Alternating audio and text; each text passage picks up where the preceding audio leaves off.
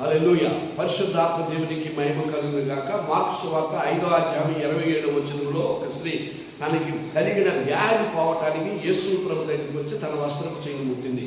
12 సంవత్సరాలకు బాధపడుతుంది, వేదన పడింది. అయినప్పటికీ కూడా ప్రభు వస్త్రపు చెయ్యి ముట్టగానే ఆవిడకి స్వస్థత కలిగింది.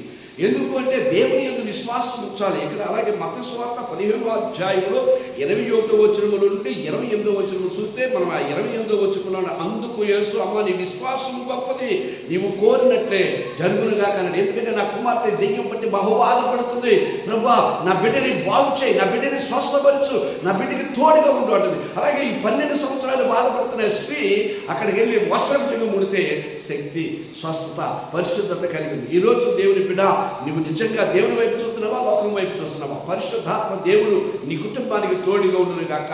సర్వ సృష్టికర్త అయిన దేవుడు నిన్ను నీ కుటుంబాన్ని దీవించి కాచి కాపాడును గాక. ఆమేన్.